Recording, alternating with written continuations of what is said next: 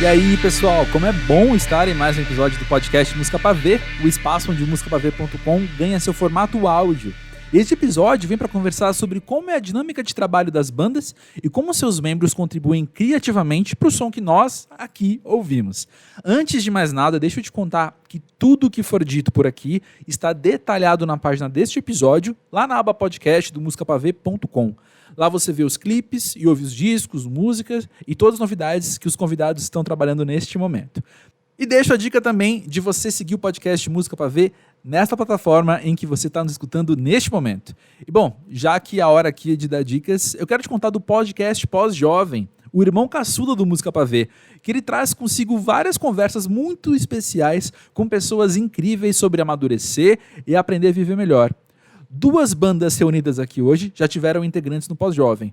Um é Hélio Flanders, da Vanguard, e o outro é Gustavo Bertoni, da Scalene. Para este episódio aqui, o Gustavo não participou do papo, que contou com o seu irmão Tomás e o querido Lucas Furtado, ou Lucão, como ele é conhecido. Os dois retornam ao podcast depois de já terem passado por aqui para contar sobre a experiência da banda com festivais, um episódio lá de dezembro de 2020. Por isso, quando você ouviu o Tomás falar do seu festival, ele se refere ao Coma, de Brasília, do qual ele é sócio. E fica aí mais uma dica de episódio para você adicionar à sua fila de audição, né? Mas bom, o Lucão e o Tomás contaram desta vez para mim e para o pavezeiro Rômulo Mendes sobre a saída do Felipe, mais conhecido como Macaco, um baterista que conhecemos desde sempre na Scalene. E também sobre o novo single e clipe Febril. Esse papo você ouve agora mesmo. Estou aqui então com Tomás e Lucas da Scalene e a pergunta para começar, não só essa conversa com vocês, mas todo esse episódio do podcast Música Pra Ver sobre trabalhar em banda não poderia ser outra, senão esses primeiros dias da Scalene sem o Macaco. Como é que tem sido para vocês esses dias, esses primeiros dias, então, o primeiro tempo após a notícia da saída dele? E aí, André, e aí, galera que tá ouvindo aí, quer dar oi, Lucão? Olá, pessoas da internet. Cara, primeiros dias que vocês estão sabendo, né? Porque, para contar um pouco de como foi, a gente estava compondo músicas novas ano passado. Ele falou assim que ele estava meio que decidido que ia mudar do país. E ele postou, né, um texto bonito no Instagram, a gente postou também. A razão é bem da família, assim. A filha dele, a Alice, tem autismo. E os tratamentos no Canadá e na Austrália são muito melhores. E aí a gente, também por uma decisão de processos internos e até o marketing da coisa, assim, e de preparações também, o momento que não está tendo tantos shows, né, a gente já ir avaliando e entendendo, a gente nunca trocou de formação depois que deslanchou, né, então a gente está tipo, como é que faz? Tem que pagar cachê do baterista que vai fazer o teste, ou é só Uber? A gente não sabe, tá ligado? Então, a gente tá sacando desde detalhes assim, até coisas muito mais complexas, de tipo vibe, habilidades, né, e coisas até abstratas e subjetivas. E aí ele falou, e a gente já sabia, assim, ele falou, velho, quero gravar esse disco pra, né, fechar o meu ciclo na banda, deixar um legado e tal. E aí a gente sacou em algum momento desse primeiro semestre que era massa conversar com ele, a gente começar o ciclo do disco novo, né, antes anunciando que ele vai sair. Porque, assim, também pelas previsões dele, né, de quando ele vai, as coisas, né, como ele vai ter que começar a se agilizar para valer, ia ser um momento meio ruim, assim, né, tipo, de trabalho, né, quando a gente tá falando de trabalho de banda, ele ia ter que, assim, começar a se agilizar para fazer uma mudança de país, meio que no momento onde a gente ia estar engrenando o lançamento e possivelmente se o mundo deixar... E tendo que mandar bem tudo, né? Porque tá voltando, né? Tipo, Exato, se o mundo deixar, voltar a ter show, então ia ser muito complicado, assim, sabe? Tipo... E a data de mudança dele mudou já, sacou? Sem entrar também em detalhes da vida dele. Então, assim, por conta de coisas que não é, saca? Então, era muito complicado a gente ficar nesse limbo, saca? Total. E às vezes anunciar que ele ia sair da banda, tipo, um mês antes de lançar o disco, mó quebra-vibe, tá ligado? Então foi, tipo, um grande escopo de decisões, desde pessoais a logísticas a marqueteiras, por assim dizer. Mas a gente já sabia, né? Assim, a gente falou várias coisas, não respondeu sua pergunta.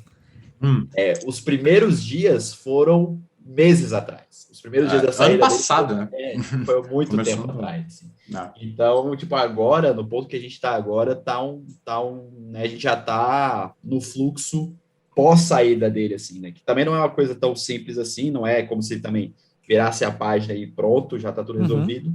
Mas, né, as preparações começaram a ser feitas há muito tempo atrás. Sim, mas conta uma coisa, eu não sei se quem não tem banda, e é o meu caso, né? Eu não sei se a gente entende o que é não ter, o que é a gente deixar de ter um membro na banda. Sim. E esses primeiros discos que ficou público, eu acho que foi um aspecto mais emocional, interno, do que, tipo, de preparações, porque a gente já sabia o que estava por vir, assim. Eu não diria que, tipo, é estranho ou diferente e tal, mas é uma questão que a gente ainda vai ter que entender como é que vai ser a adaptação, porque, por exemplo, eu tenho banda com o Macaco desde que eu tinha 14 anos de idade, eu tô com 31 agora. Então essa vai ser a primeira vez que eu vou tocar música num lugar que não é com o Macaco, sacou? Independente da formação, do estilo e tal. E assim, beleza, né? Tipo, sou um profissional, vou, né, tocar com outros músicos, ok, maravilha, assim. Mas vai rolar ainda um estranhamento, né, de fazer um show que não é com aquele cara que eu já sei a hora que ele acelera, a hora que ele arrasta o tempo, a hora que ele erra, sabe? Tipo, é um processo de aprendizado de coisas que já estão sedimentadas na cabeça há muito tempo. Assim. E talvez a gente faça shows com mais de um baterista ou uma baterista, né? Então também, assim, a gente está muito sem saber como é que vão ser os próximos meses em todos os aspectos, né? De pandemia a quem vai tocar. Sim. Assim. Pensando nesse significado que tem existir um membro na banda, como é que vocês hoje, com tantos anos nas costas, têm essa sinergia, essa interação? Como é que vocês entendem que vocês se complementam ou se contribuem criativamente dentro da banda? Complexa essa pergunta, assim, eu acho que eu quando ouvi isso, eu lembrei muito que eu acabei de sair de uma reunião do Coma, e, velho, é meio sofrido, às vezes, achar o entrosamento com quem você não conhece há muito tempo ainda, ou trabalha há muito tempo, e com equipes que mudam muito e tal, e a gente trabalha com uma parada que toca sempre em coisas subjetivas e viscerais, né, até, por exemplo, no próprio festival, assim, porque a gente está pensando em conceitos, em coisas, você projeta a sua vida naquele negócio e tal, então é muito massa que nós somos amigos de infância, né, e já tem todo um processo que foi se criando naturalmente, que é uma das vantagens também de banda que vai crescendo aos poucos, né? A gente teve 2 momentos de salto, assim, mas, tipo, é massa porque você vai entendendo, né? Você vai aprendendo as paradas, você não precisa se adaptar a tanta coisa, de repente, de uma vez. Eu acho que esse é o aspecto que eu acho mais massa, assim, quando as coisas vão acontecendo. Caraca, olha que bonito, velho. Tá todo mundo fazendo o que sabe que tem que fazer e sendo proativo, ajudando o outro. Eu acho uma dança muito, muito bonita, assim, quando acontece bem, e quando não acontece é muito frustrante.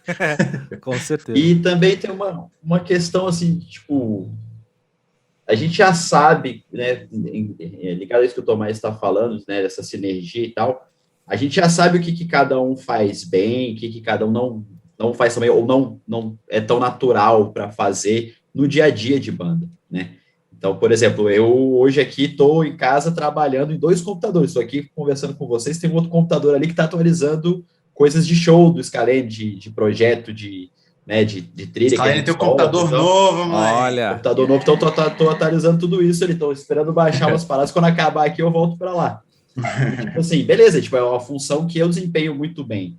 A gente ainda não, né, ainda vai ter uma pessoa ou um grupo de pessoas que vai desempenhar o papel de baterista da banda, mas não vai ser como se essa pessoa participasse dessas questões do dia a dia da banda, até tanto por intimidade, conhecimento de tempo, de trabalho, tanto porque a gente não vai saber o que delegar para uma pessoa que acabou de chegar dentro de um trabalho de mais de 10 anos. Né? Então, assim, né, se um dia chegar ao ponto de ter um baterista fixo, efetivo, que vai ser o baterista da banda, sair em foto, tá no release, etc e tal, vai longo tempo ainda até a gente achar essa pessoa, entender a forma que ela trabalha. E às vezes ela não vai fazer nada além de fazer o show, só que ela já teve essa conexão e ela combinou com a banda, né, tipo, né, de vibe em vários sentidos.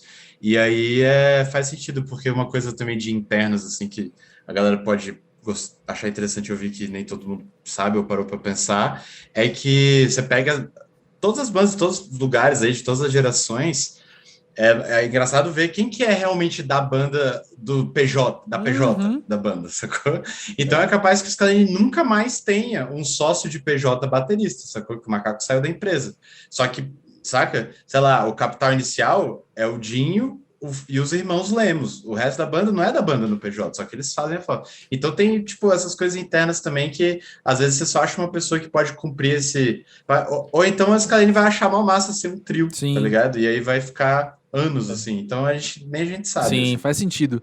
Tem uma curiosidade em relação a projetos paralelos, né, de integrantes. Assim, como que a banda em si reage a esses projetos? Como que é a reação? Se esses projetos acabam que se tornam uma inspiração também para cada integrante? Cara, boa pergunta. Eu acho que sim, né? No caso do Gustavo, eu acho que, obviamente, ele poderia falar melhor, mas tem muito a ver com ele tirar músicas do HD, assim, para ele sentir que pode seguir em frente. É uma coisa que compositores têm muito, né? É muito curioso, assim. Eu componho bem mais por demandas, né? Vamos fazer um álbum novo. Aí o Gustavo chega com as músicas e falei, vamos lá, vamos terminar as músicas, vamos fazer umas letras. Tipo, sei lá, eu não escrevo uma letra, tipo, há meses agora, sacou? E aí eu volto. Então é muito diferente. Eu tava até falando com o Tagore, que ele lançou o disco, pois é, mano, que alívio. Agora eu posso seguir em frente, sacou? Tem um pouco a ver com isso. E aí, eu brinco que meu projeto solo é o meu festival, e aí é, tipo, outro rolê.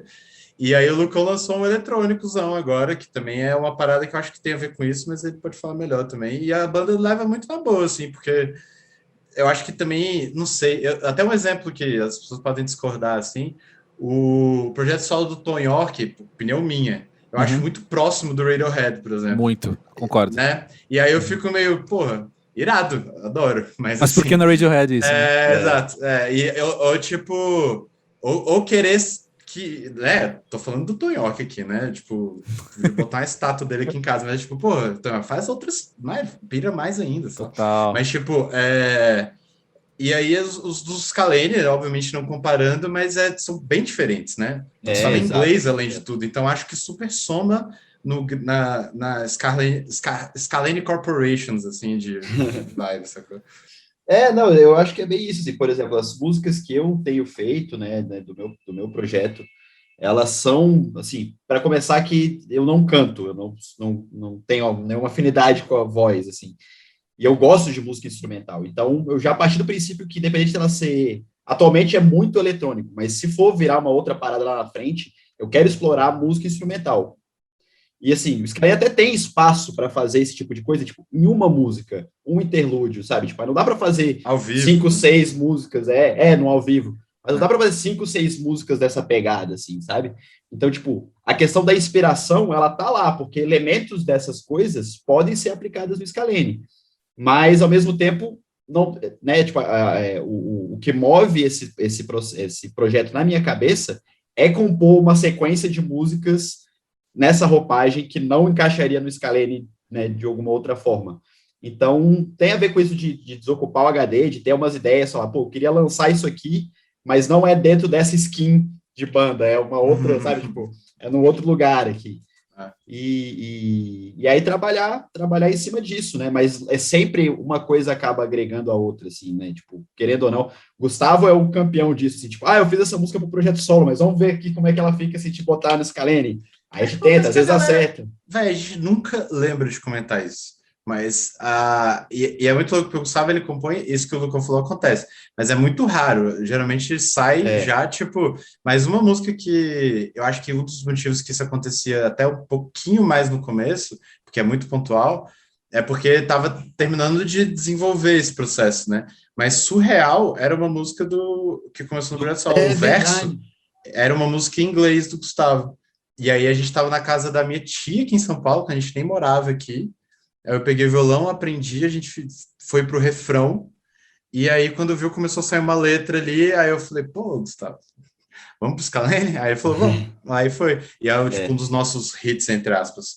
Então, é isso, assim, é só, em geral, assim, é uma coisa que soma bem, assim. Exato. Não é uma coisa que é sempre o tempo inteiro, né? Tipo, eu fiz isso, pode ser para um projeto ou para outro. Mas às vezes acontece, tipo, pô, se a gente mudar uns elementos aqui, passar de um lado para o outro para ver o que acontece, assim, às vezes acontece. É muito doido também se a gente quiser tirar, tipo, 2 anos para ficar de boa, não ficar fazendo show nem lançar nada do Scalene. Quando a idade bater, assim, sei lá, não é nem um futuro próximo. Véi, mó massa, o Lucão vai aproveita e faz um show em balada, tá ligado? O Gustavo faz, exato. sacou? E eu faço outra parada, sei lá. Foco no faz mais um festival, faz coisa. 2 festivais. Não, eu falar faz outro festival, eu mesmo me interrompi pro meu cérebro não ouvir. Sacou? Essa ideia imbecil de fazer outro festival. Mas é isso, assim, é muito massa. Mas e Febril? Por que lançar essa música agora? Então, a gente precisava... Você não ouviu a música. Autoexplicativa, né? Cara, a gente veio de 4 anos, praticamente, lançando músicas mais pro MPB do que pro rock, né? Para não ficar 2 horas falando vertentes aqui. Aí, isso foi muito massa, assim, a gente sacou que o processo acabou até durando um pouquinho mais por causa da pandemia, a gente até lançou o EP Fôlego, gravando todo mundo de casa, e aí essa volta tá sendo muito marcante, né? Então a gente, olhando para as músicas novas que tinha, a gente achou que Febril, por conta da introdução, de um refrão marcante também, seria uma música massa para voltar e ser muito impactante, sabe? E eu acho que também é uma música que tá deixando a galera especulando, até porque a gente acompanha, né, uns tweets e tal, as coisas, os comentários. Eu imaginei que seria uma música que ia gerar muita especulação do que seria o álbum. E ninguém tá acertando muito bem, o que é massa, o que é mais massa ainda. Porque aí é isso, a gente gosta muito de surpreender / desafiar o ouvinte, por isso que cada disco é uma parada um pouco diferente, e o Respiro de 2019 é uma parada bem diferente, que foi um grande passo nessa direção de tipo, vamos sair da zona de conforto, galera, a gente quer surpreender, assim, às vezes até decepcionar, mas a gente não quer decepcionar, mas as pessoas se decepcionam porque elas projetam coisas delas, né? E aí, tipo... Foi muito massa, então a gente achou que Febril cumpriria bem esse papel, tanto de onde estávamos vindo, como para onde vai, assim. E é uma música boa, assim, também. Oi, gente, aqui é a Carol Reis do Música Pra Ver. Quando eu ouvi sobre o tema desse episódio, eu fiquei pensando que as bandas muitas vezes passam por coisas que a gente nem faz ideia. Às vezes rolam brigas ou vários processos internos pessoais, e mesmo assim eles estão sempre lançando novas músicas. Às vezes, com o tempo, nós ficamos sabendo de algumas coisas que aconteceram nos bastidores e na época não foi divulgado. Eu lembrei que recentemente eu assisti o documentário da banda McFly, que chama All About Us. Essa banda foi uma banda que eu sempre amei muito na adolescência, mas que eu parei de seguir por muito tempo, assim. Então, para mim foi um choque muito grande quando eu assisti o documentário e descobri que um dos motivos que eles terminaram e tiraram um tempo foi porque o baixista, o Doug Pointer, teve que passar por um tratamento assim, muito pesado para os vícios dele. Ele nunca escondeu essa informação, ele nunca escondeu que ele tinha um problema com álcool e depressão, mas eu não sabia a ideia do grau do problema e o quanto isso afetou a dinâmica da banda. Então, assistindo o documentário, eu percebi que existia muito briga de ego, existiam muitas inseguranças, existiam reuniões que só davam em brigas. Na minha cabeça, como fã, eles tinham uma amizade perfeita. Então, isso me fez refletir muito sobre essa perspectiva que a gente tem das bandas que a gente ama, né? Que às vezes a gente não faz ideia das coisas que estão acontecendo por trás das cortinas. Eu acho que Paramore é um exemplo perfeito de uma banda que algumas músicas fazem muito mais sentido depois que toda a confusão e a briga é divulgada. Porque todo mundo que é muito fã de Paramore sabe que ocorreu brigas muito grandes dentro da banda. Por exemplo, no álbum Brand New Eyes, a banda ainda estava completa, ninguém tinha saído, mas a canção Ignorance já mostra que estava tendo conflito interno lá dentro, mas a música Looking Up era uma música mais otimista da banda, assim, dizendo que eles iam durar e aguentar, e que eles eram a melhor banda do mundo, mas infelizmente não foi o que aconteceu. Os irmãos Farrell, que são o guitarrista e o baterista, saíram da banda e foi muito turbulento, né? Teve grande comoção na mídia, um lado falou sua versão, outro lado falou sua versão, e o Paramore demorou para lançar um disco novo, mas quando lançou, que chamava Paramore mesmo, as músicas Now, Interlude Moving On, Interlude I'm Not Angry Anymore e Be Alone são músicas que mostram claramente o processo deles de luto pela perda dos irmãos deles. Eles eram amigos desde os, assim, 14, 15 anos de idade. O que mais me chama a atenção, assim, dessas músicas é Be Alone, que a Hayley falou que ela aprendeu a conviver sozinha nesse tempo. E a Hayley começou a mostrar aí o início de um processo muito difícil que ela teve com depressão, e, enfim. Infelizmente tiveram mais brigas, né? O baixista, que era o Jeremy, saiu da banda e começou um processo contra eles por direitos autorais. E ouvindo entrevistas recentes da Hayley, ela disse que ela estava em um dos piores momentos da vida dela, tendo que fazer show, subir no palco e sorrir.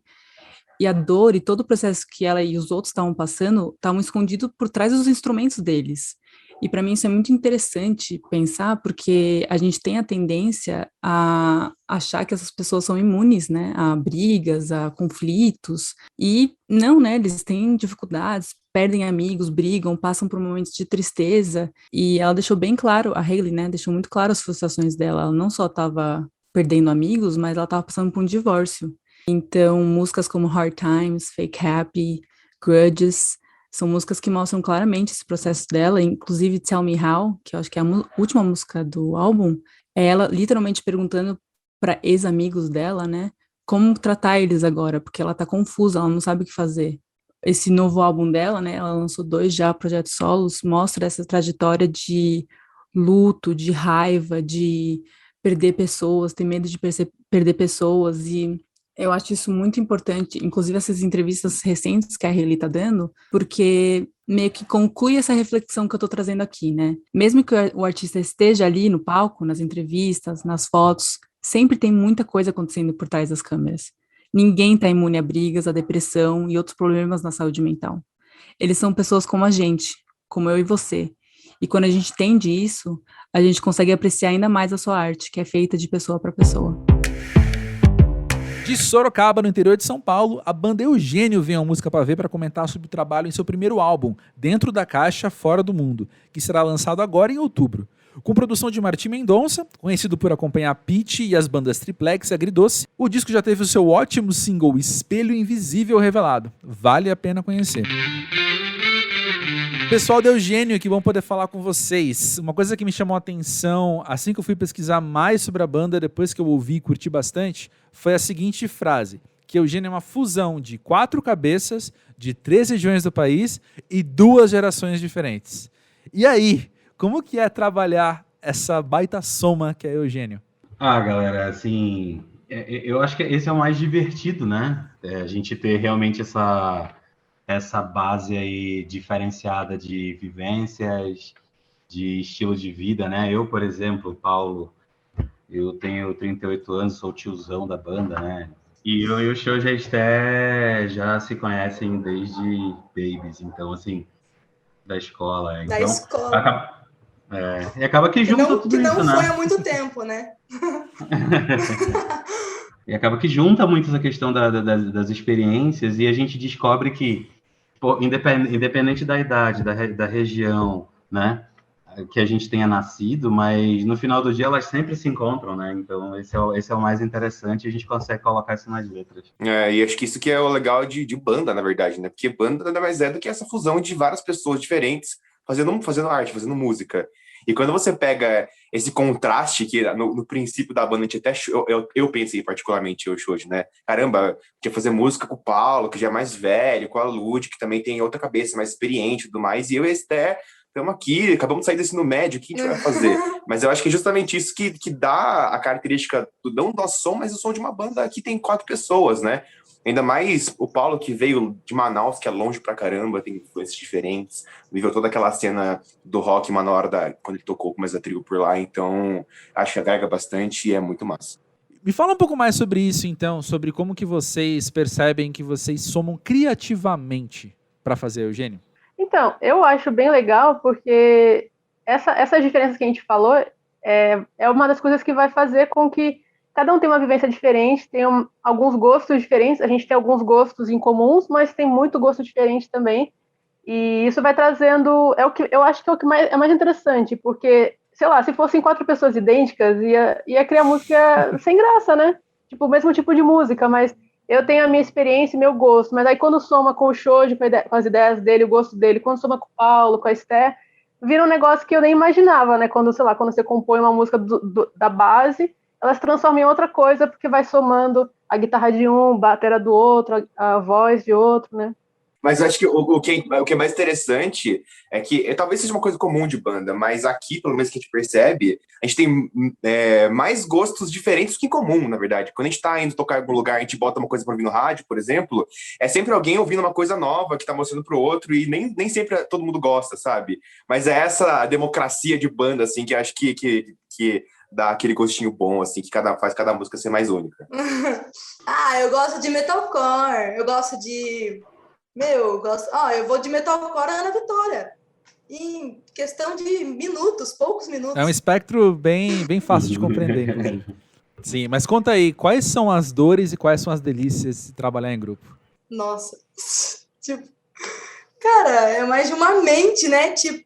As dores é mais de uma mente, mais de uma opinião, mais de um horário, mais de uma agenda, né? É foda mesclar, putz, eu posso no sábado 9 horas. Aí fala, eu também posso. Daí todo mundo pode. Daí daqui a pouco um fala, putz, não posso. Aí acabou. Não tem mais sábado 9 horas, vamos para outro horário. Então acho que essas são as dores.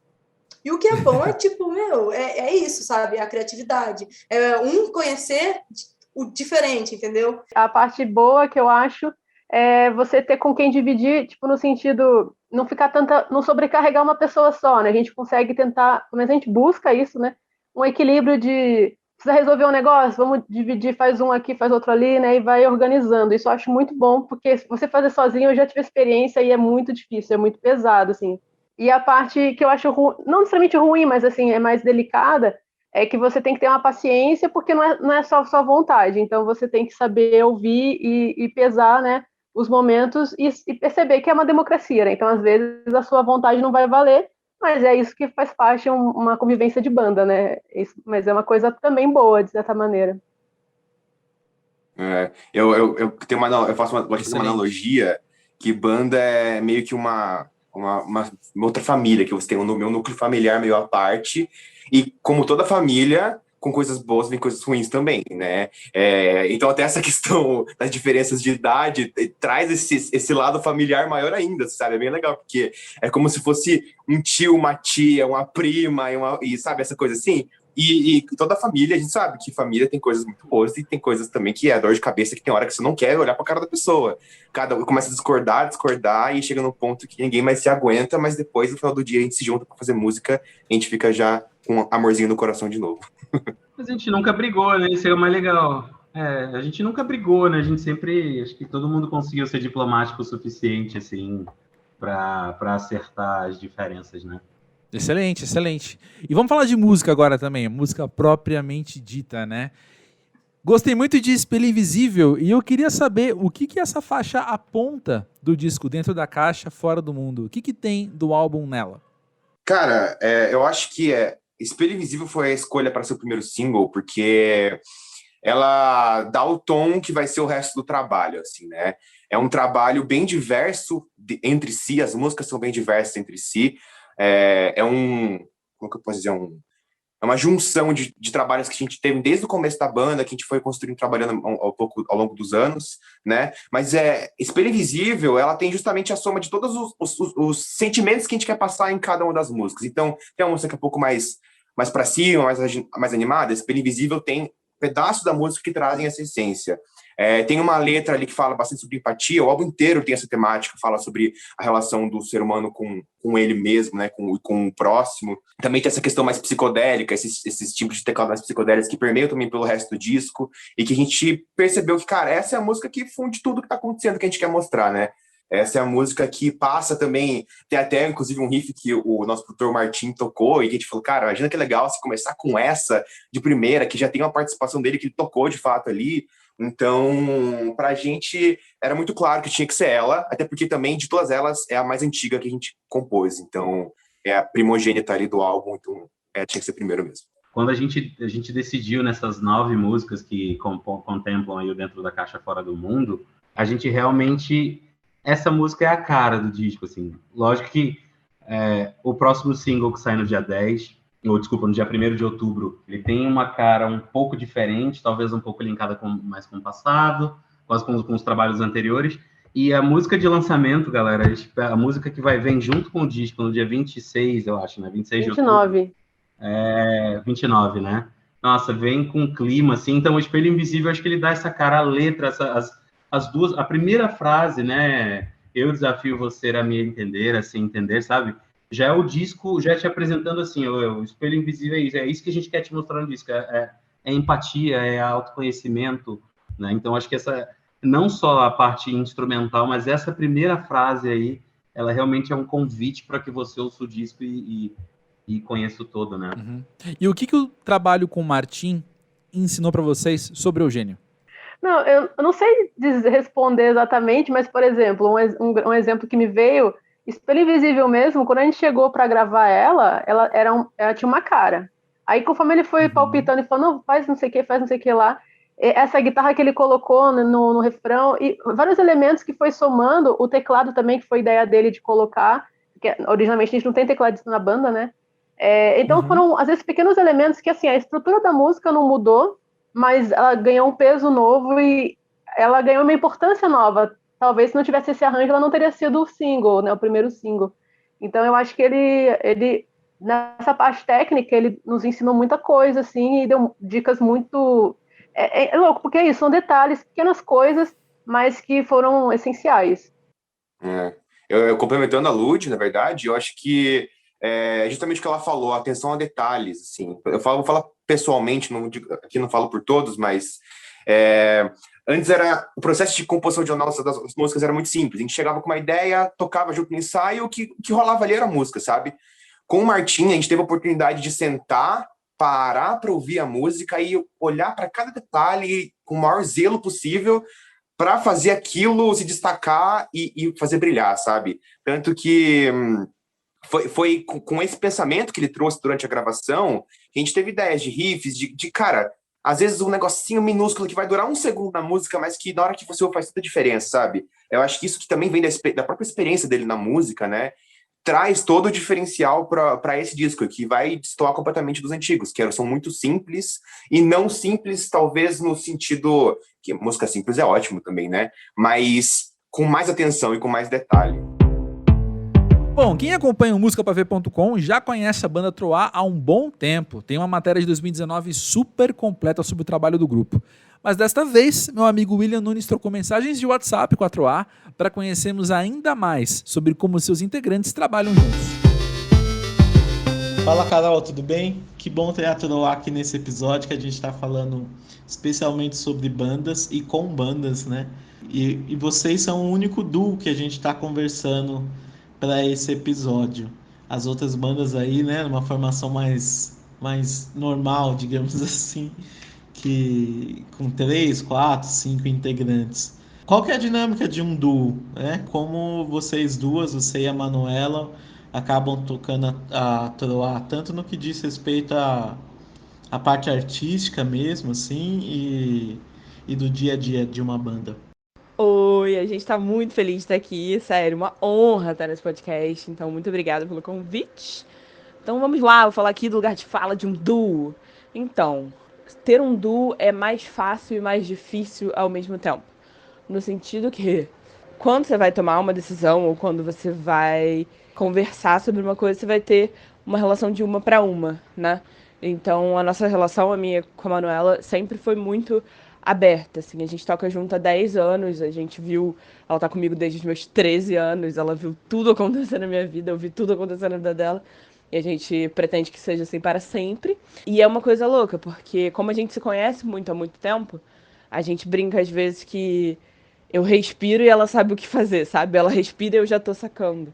Ela faz cara e eu já sei o que significa. Ela fica vermelha, que ela tem rosácea. Ela fica vermelha quando fica nervosa. Aí eu já sei que ela não gostou de alguma coisa. As coisas são mais fáceis nesse sentido, porque é uma relação de uma para uma, sabe? E eu costumo muito dizer que banda é uma relação quase... Eu costumo muito dizer, acho que todo mundo diz isso. Mas enfim, uma relação quase amorosa, assim, né?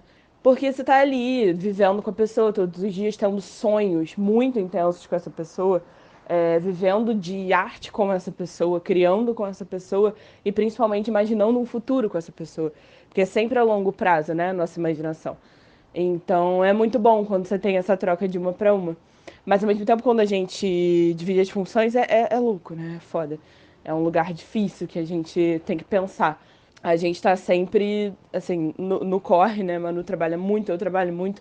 A gente costuma ter essas cabeças multifuncionais, assim, mas que quando a gente vê, às vezes, se a gente não presta atenção, a gente tá engolida, sabe? Pelo todo. E é muito difícil, porque você tá dividindo funções muito complicadas entre duas só, né?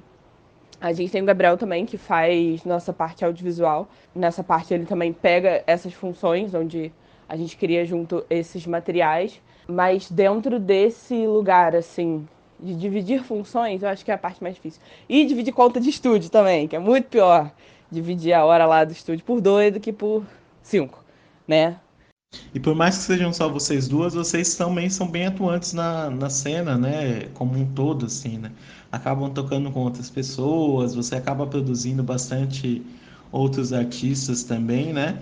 Eu queria que você falasse um pouco sobre essa interação com outros músicos, com pessoas de fora da Toroá, digamos assim, e como que isso se reflete quando você e a Manuela voltam pro duo e vão trabalhar vocês duas juntas. Cara, eu adoro pensar sobre isso, porque é muito legal. Quando a gente começou a tocar, a nossa maternagem, ali nos meus 13 anos, a gente entrou numa de múltiplas funções muito loucas, assim, porque Manuela tinha muitas bandas, eu tinha muitas bandas, e fazia muitas coisas diferentes dentro dessas bandas. Tanto de tocar instrumentos diferentes, quanto de tocar gêneros musicais diferentes. E dentro disso, eu acho que a gente se descobriu de muitas formas que fizeram a Toroá ser o que ela é hoje, assim. Talvez não no sentido direto de referências musicais, mas no sentido de a gente meio ser pau pra toda a obra, sabe? Que é uma coisa que a gente gosta muito de ser. Com esse interesse, eu acho que esse trabalho fica mais profundo. No sentido de que a gente está sempre 100% onde a gente está. Porque a gente sabe que aquilo serve de repertório, sabe? Serve de material pra gente ir formando coisinhas, assim, né, gente? Falando um pouco sobre Me Fudi, o último single que vocês lançaram junto com o clipe, tudo me pareceu assim muito visceral, sabe? Desde a letra, a sonoridade que vocês colocam nessa faixa, que já é uma característica muito forte de vocês, né? Essa autenticidade, digamos assim. Eu queria que você contasse um pouco mais sobre Me Fudi e a história dessa música e como que ela se conecta com o que vocês estão produzindo para o ano que vem. Me Fudi veio a harmonia dela primeiro e depois a melodia e a letra, né?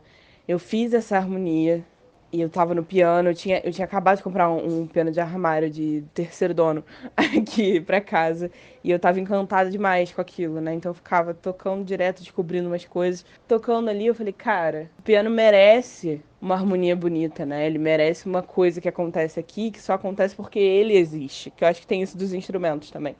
Acho que todo mundo deve ter um pouco isso. Quando compra um instrumento novo, ou quando está em contato com alguma coisa, pensa que existe uma nova história ali começando e que, às vezes, composições marcam essa nova história.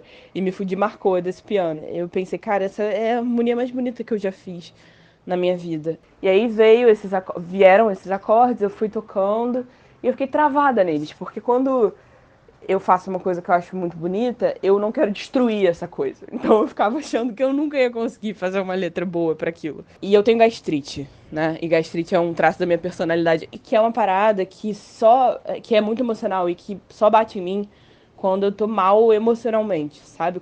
E aí eu falo, nas noites de estômago ardendo, eu ouço tudo que ainda não consegui dizer. Porque vem muito desse lugar a gastrite pra mim. Eu tento tanto agradar todo mundo e tá tão presente nas coisas que tem tanta coisa que eu não digo com medo de magoar que isso me machuca literalmente, né? Corrói as paredes do meu estômago. E eu tava com o Gabriel nesse dia e ele falou assim, cara, escreve aí, cara. Só escreve aí. Eu falei, beleza. Aí eu mostrei pra ele meu caderno e falei, cara, não tem nada aí, tá ligado? Tipo, não tem nada aí. Que merda. Porra, nunca vou conseguir fazer essa música. Que não sei o quê. Ele falou, cara, tá tudo aqui. E aí eu olhei de novo e tava lá a letra, né? E aí eu comecei a pensar no que queria dizer esse primeiro verso. E tudo que eu pensava era, caralho, me fudi. Só ficava, me fudi. Aí eu falei, cara, imagina se a gente lança o refrão de me fudi. Aí ele, é isso, cara. Aí eu falei, como assim é isso, cara? E aí ele falou, é isso, cara. Eu falei, tá bom. E aí eu cantei junto com medo do meu pai ouvir. Meus pais ficarem com vergonha que eu falo palavrão. Ai, horrível. E aí fui fazendo a parada e foi acontecendo. Gabriel também escreveu uns versos. E aí, cara, eu só sei que em coisa de 2 dias eu resolvi um problema que eu tava 2 semanas, que era eu nunca vou conseguir resolver essa harmonia.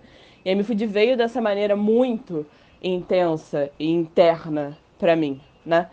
E o clipe não podia ser diferente, né? Nem um pouco.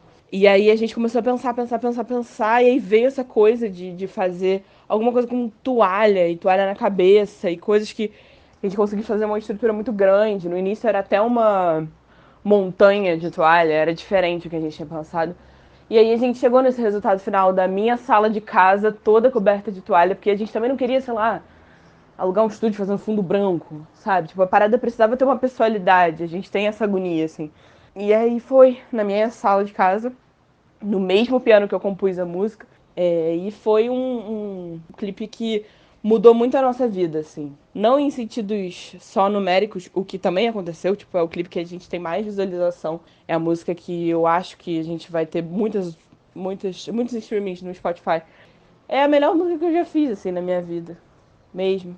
E é que mais fala de mim, é que mais é quem eu sou de verdade, sabe? E além de todas essas coisas que eu tô falando, que são visuais e tal, tem o sentido da letra. Ela fala sobre o que é ser uma jovem que nasceu num governo que a gente acreditava que o futuro ia ser muito diferente. E quando chegou na nossa vez, acabou, sabe? Quando chegou na nossa vez, não tem mais o que tinha, sabe? O famoso tem, mas acabou. E aí a gente viu que, na verdade, trabalhar com arte ia ser muito diferente do que eu pensava. Na verdade, fazer uma faculdade pública ia ser muito diferente do que eu pensava. Enfim, mil questões aí, né? E a gente também tentando não morrer. Eu acho que o lance é esse, assim, a gente não deprimir, a gente não... Porque tem um lance do deboche em Me Fudi, que tem nesse próximo disco também, muito, que é tudo em relação a esse deboche, que é o deboche como uma maneira de você ter... você continuar insistindo, você continuar vivendo apesar dos pesares. É tipo quando você tá fazendo um trabalho ruim com uma equipe de gente chata, e aí tu manda uma mensagem pra tua amiga no WhatsApp e fala, cara, nossa, tem um cara aqui muito otário aqui, blá blá blá blá. Debochou, você vai se sentir um pouco melhor, sabe? E eu acho que é isso, eu acho que é a gente segurando as pontas do jeito que dá. Me Fudi é bem sobre isso. Vanguard é uma das bandas do coração de muitos dos fãs de música do Brasil, com uma carreira que atravessa nichos e estilos e nos entrega sempre muito o que pensar e sentir em suas composições. É o caso de Intervenção Lunar, seu belíssimo novo disco, o primeiro sem David da Fé na formação e com Fernanda Koschak, violinista, também nas composições e vocais, ao lado de Hélio Flanders e Reginaldo Lincoln. Eles me contaram sobre tudo isso num papo muito querido que você ouve agora. Vanguard, meus amores, que felicidade de poder gravar com vocês no dia em que sai Intervenção Lunar. Que baita disco bonito. Já começo aqui dando parabéns. Obrigado, André. Valeu, querido. Você e Música para Ver sempre conosco aí há muitos anos já. E que legal que essa primeira entrevista pós-disco seja com vocês. Massa demais. Muito bom estar aqui, cara. Coisa boa. Mais uma vez a gente junto aqui, vocês sempre tipo de cara, né? A gente lança, vocês estão sempre pertinho, então muito bom. Obrigada. Melhor lugar para se estar é estar perto do Vanguard. Olha só, o disco eu acho quase inegável, assim, que quando você ouve, até se você não prestar tanta atenção, ele tem uma coisa da introspecção que a gente viveu em todos esses últimos meses, nesse último ano e meio. E para mim, ele tem gosto de saudades. Ele é uma novidade que vem com gosto de saudades. Essa é a minha interpretação. Queria ouvir de vocês. Qual a interpretação de vocês pro disco que vocês mesmos fizeram? Eu acho que a saudade é uma página só desse livro, assim, sabe? Eu acho que chega uma hora que a gente chega numa certa idade, estou falando por mim, estou com 36, que você olha para trás, é um pouco de tudo. É uma saudade, uma nostalgia, um orgulho, um arrependimento. Eu acho que esse disco ele acaba carregando um pouco de tudo, mas de um jeito leve e bonito, sabe? É como se você terminasse uma relação amorosa de um jeito bonito, e você olha e fala assim, olha só que triste, mas que bonito, sabe? Não que o disco fale sobre isso, mas é no sentido de orgulho. Eu acho que esse disco ele carrega um orgulho da gente, com a gente mesmo, sabe? Acho que isso está impresso nas músicas. O orgulho de a gente ter sobrevivido a um país como esse, que não apoia a cultura, o orgulho da gente ter sobrevivido aos nossos próprios demônios durante esses anos todos, Eu e Fernanda, a gente há mais de 10 anos, Reginaldo quase 20. Eu acho que esse disco carrega tudo isso de uma maneira muito celebratória e bonita, sabe? Eu olho, eu tenho orgulho dos meus amigos, eu tenho orgulho das canções, eu tenho orgulho do que eles são, e ver isso impresso musicalmente me emociona, sabe? Então acho que esse disco a gente conseguiu fazer isso. Acho que em outros discos a gente estava preocupado com outras coisas. A gente estava preocupado em ser isso, em soar assim, em se expressar daquele jeito. Nesse disco a gente se preocupou apenas em ser, sabe? A gente não tinha energia para pensar em mais coisa além de existir. E esse disco eu acho que é um retrato da existência. E sim, acho que eu concordo que ele tem a ver com esse período. Cara, eu nem sei o que dizer, eu ainda estou digerindo, sabe? Porque dessa forma como ele está agora, como álbum, com 7 faixas, né? Eu estou tendo contato com isso, com essa nova personagem nas nossas vidas, que é esse disco agora. Então, eu ainda estou digerindo muita coisa e revisitando esse momento que foi surreal, está sendo ainda, das nossas vidas, que por acaso não, mas que também a gente passou pelo processo de gravação de disco. Então, é um registro, né? É um registro também de uma data zoada, né? Então, muita coisa para assimilar ainda. Pelo menos é o meu relacionamento com essa obra nesse momento. Perfeito. Eu acho muito interessante a informação de que esse disco é um de 2 que foram feitos durante esse período. E eu fico curioso para ouvir como é que foi entender que essas 7 faixas eram um disco. Acho que as 14 eram um disco, né, Reginaldo? E aí a ideia de separar, acho que potencializou muito isso. Tanto por questões de conceito, né? Porque eu acho que era muita coisa, imagina, né? 4 anos sem lançar disco, pandemia, a gente gravando meio junto, meio separado. E acho que fortaleceu muito esse discurso e tudo se amarrou de um jeito quase surreal, né, Reginaldo? O Reginaldo trazia a Intervenção Lunar, sendo que eu já tinha feito Oceano Rubi, que é a consequência, digamos assim, da Intervenção Lunar. Não, a gente tinha muita música, essa que foi a verdade. E aí a gente conseguiu entender que essas 14 funcionariam juntas. Aí, quando a gente estava, assim, depois que a gente gravou, sabe? Enquanto a gente gravou uma coisa só. Foi depois que a gente começou a entender, a gente conseguiu ter um tempo, tanto de gravação como de vivência, de mixagem, tudo. Foi tudo feito com calma, por conta dessa coisa de ser remoto. Então, assim, tudo foi mais lento e isso trouxe uma digestão, um entendimento das coisas que a gente nunca tinha vivido no processo de álbum. Acho que a nossa convivência, desde a parte de composição até a parte de gravação, tudo foi muito menos sofrida de um modo geral. Foi tudo muito mais fluido, de uma maneira que a gente só meio que sabia o que tinha que ser feito, sabe? E a gente só fazia. Então, quando chegou a hora da gente ouvir tudo junto, tava over, sabe? Tava sobrando um pouquinho. E aí surgiu essa ideia de, e se a gente dividisse e lançasse 2 discos, sabe? Mas 7 faixas é pouco. Não é. Todos milhares de discos grandes do Led Zeppelin 4, uma caralhada de coisa, do Heroes, tem 7 faixas ou 8, assim. Então, por que não fazer, sabe? E aí, quando a gente começou, não, essa música aqui é junto com essa, sabe? Não, essa aqui tem que estar junto com essa aqui. Então, a gente começou a entender isso e aí a coisa encaixou, assim, de uma maneira muito natural. E aí aconteceu essa coisa maravilhosa de toda a explicação do álbum, todos os detalhes cresceram, cara. Cada canção cresceu muito mais, às vezes porque saiu de perto de outra, sabe, assim, e às vezes porque ela estava junto de uma que fazia ela crescer. Então, tudo acabou, assim, colaborando para funcionar, assim. Voltando ao assunto da temática do disco, vem uma frase no release de imprensa que diz que o disco vem para uma mudança profunda no mundo através do afeto. Eu achei isso maravilhoso, eu achei isso muito vanguard, inclusive. E eu fiquei pensando, meditando nessa frase, e eu imaginei que, por toda a história da Vanguard, vocês fazendo músicas que eram canções de amor, vocês fazendo músicas que eram reflexões internas do indivíduo, enfim, criando eu líricos ali, dando vazão ao que vocês estavam pensando, vocês sempre souberam que muitas pessoas poderiam se identificar com o que estava sendo dito. Mas agora, essas músicas compostas nesse período, eu imagino, eu suspeito que elas tragam também a sensação de que essa identificação é muito mais direta. Parece que desta vez, mais do que em outras, estamos todos no mesmo barco, entende? Eu acho que a pandemia veio para só acentuar esse sentimento, né? Que sempre esteve aqui, mas que a gente sempre fingiu que era problema nosso só, né? Eu acho que, sim, eu acho que é uma coisa da idade também, de você ver que cedo ou tarde você vai sentir isso, ou passar por isso, ou alguém vai passar por isso, sentir isso, sabe? Mas é natural, não sei. Eu acho que a pandemia com certeza teve algum reflexo nas canções, na poesia, mas ao mesmo tempo, não exatamente, sabe? Tanto que a gente não fala sobre isso diretamente, a gente não traz esse assunto, né?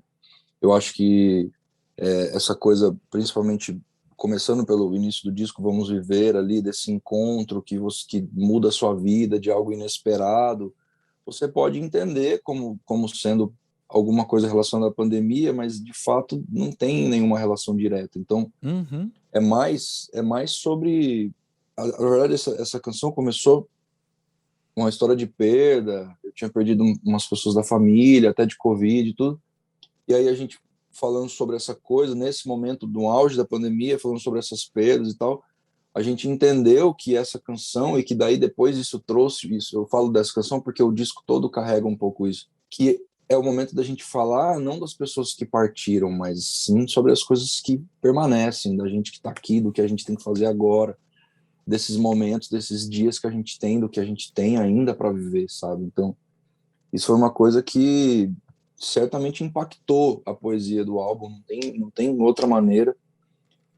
Mas eu acho que o que você falou, cara, é tão real, me parece que realmente, de fato, pela primeira vez a gente e o nosso público mais próximo, de fato, que são nossos amigos, os fãs mais próximos, a gente está no mesmo barco mesmo. Isso é muito perceptível, assim. Então, eu acredito que essa identificação fica mais bonita, né, cara? Porque a gente agora realmente sabe o que eles sentem e eles sabem que a gente não está inventando lorota, né? Então, é muito bonito. Eu acho que, bom, a gente sempre teve muito contato com os nossos fãs, com o nosso público, através dos shows, tudo muito sincero, o nosso público é extremamente generoso, só que na pandemia, isso não sei se aumentou ou diminuiu, seria a palavra, mas de alguma forma eu acho que estreitou, sabe? Tipo, aproximou mais ainda num outro aspecto, né? Não sei se a palavra certa seria tempo, né? Porque eu posso falar isso em relação à minha bolha, mas talvez como... E também porque muitos deles falaram isso pra gente, né? Que como não tem mais os shows, né? Esse tempo de sair e assistir shows, consumir arte, né? Esse tempo ele veio se manifestar de outras formas. Então, assim, eu li os fãs escrevendo mais, se expressando mais em relação às nossas músicas e o que elas provocam neles, assim, de uma forma mais detalhada. Então, deu para conhecer uma camada mais profunda, assim, e rolar a tal da identificação. Não é nada que foi feito para isso, mas isso está acontecendo um pouco mais agora, e eu não me canso de repetir que a gente tem os melhores fãs, o melhor público do mundo, porque ele é perfeito pra gente. É isso. Maravilha.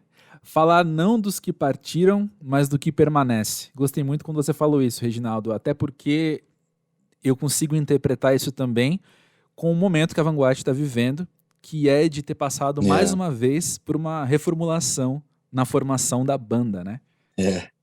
Tivemos a partida do Davi, né? David faz 1 ano e pouco, né? Depois, antes da gente gravar o Sente ali, ele já estava fazendo coisas no Canadá e tudo. Ele nasceu lá, né? Ele tem toda uma história, então ele acabou partindo, assim. Mas o David é um cara que, assim, está sempre com a gente, sabe? Tocou no Amor é Assim, sabe? Então, a gente mandou a canção para ele na época, ele tocou, então ele tá nesse álbum também, quer dizer, não existiu uma ruptura, não existiu nada, tá super bonito, assim, Ele vai ser papai agora. Ó, em primeira mão, estou contando para vocês. Vai ser super bonito, a vida dele tá bem legal, isso é bom. Eu acho que a banda passou por mais do que reformulações, tipo transformações surreais profundas, né? Então, que talvez na parte mais superficial da coisa a gente veja com essa reformulação, né? O distanciamento temporário de pessoas que serão vanguarda por toda a vida, para elas mesmas, para a gente e para a própria coisa vanguarda. E também uma transformação de quem está dentro ainda, de quem ficou.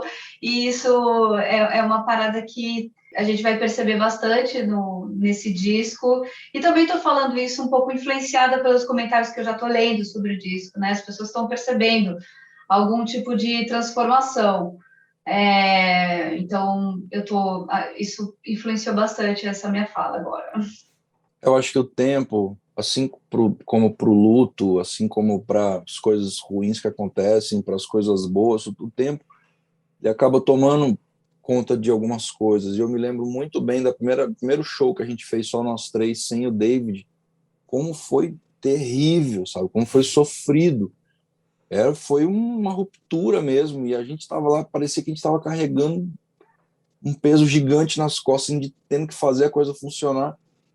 E, de repente, com o tempo passando e mais shows, a gente começou a diminuir toda a nossa carga de querer tocar mais, de querer fazer mais. A gente conseguiu entender dinâmicas, sabe? Descobrimos outras maneiras de preencher a história com um instrumento a menos. Então, assim, tudo parece que vai se encaixando, né, nesse sentido. Assim, o tempo ajuda muito nessas descobertas, né?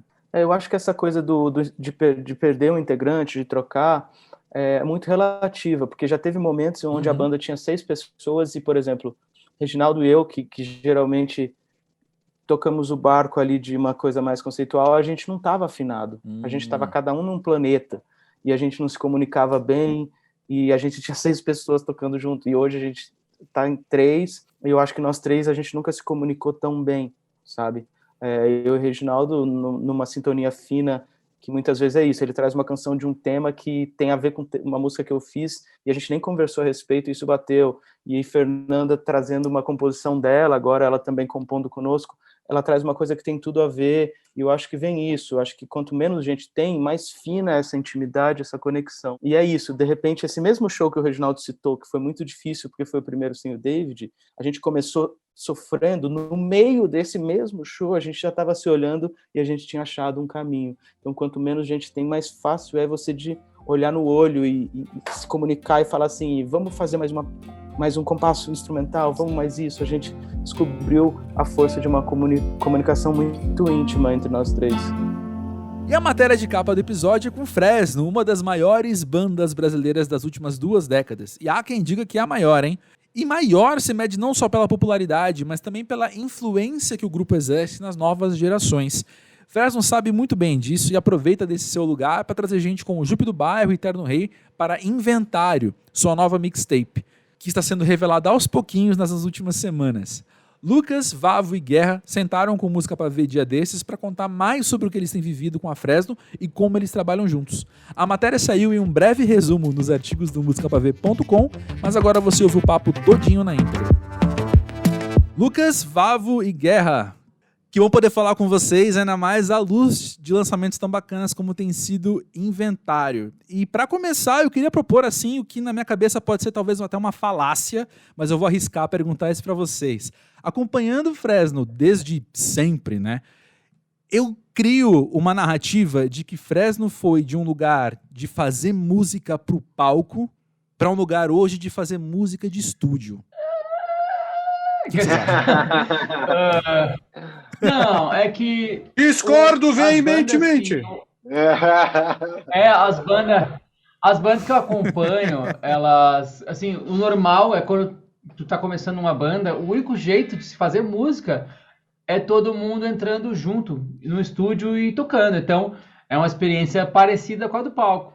Mas também as bandas que que a gente acaba tendo como referência, assim, 99% da nossa relação com uma banda é não assistindo o show dela, né? Então, as bandas normalmente propõem álbuns que é o que vai acompanhar as pessoas pro resto da vida. O show é uma outra área, né? Sim. Então, sim, a gente foi percebendo isso, que a gente pode fazer música de uma maneira mais ampla e não limitada pela maneira que a gente se configura no palco e se desprendendo disso. Isso já há algum tempo, assim. Quanto mais discos a gente faz, no fim das contas, né, a longevidade da banda vai fazendo com que a gente vai tendo até mais liberdade, assim, porque não existe aquele pensamento de como levaremos este álbum inteiro para a estrada, né? Não é um negócio que passa pela nossa cabeça, assim. Sempre vai ter uma música ou outra que vai ser mais showzeira e sempre vai ter umas que vão, às vezes, estar no disco por outros motivos. Eu acho né? que talvez o turning point, né, o ponto de virada disso tenha sido ali no final da turnê do Ciano, para a chegada do MTV 5 Bandas de Rock e o Redenção, que a gente lançou a música Polo, que começa com um teclado que naquela época não tinha absolutamente ninguém para tocar no show. Então aquilo talvez meio que tenha sido um empurrãozinho final para a gente já pensar nessas coisas, tipo, como que a gente vai fazer para colocar no show esses instrumentos, esses sons que não estão sendo reproduzidos por nenhum de nós 4 na época aqui no estúdio, né? Reproducidos, falou. Hablas de espanhol. Argentino, de repente. Não, isso que ele falou faz sentido, porque eu acho que essa configuração veio de eu e a banda aprendendo a fazer demo, né? Porque a gente não precisa tocar para saber como vai ficar, a gente meio que grava uma versão e vai testando. Às vezes a gente pega um álbum inteiro, inclusive desde essa época aí do Redenção, todos os álbuns têm demos que parecem o álbum, né?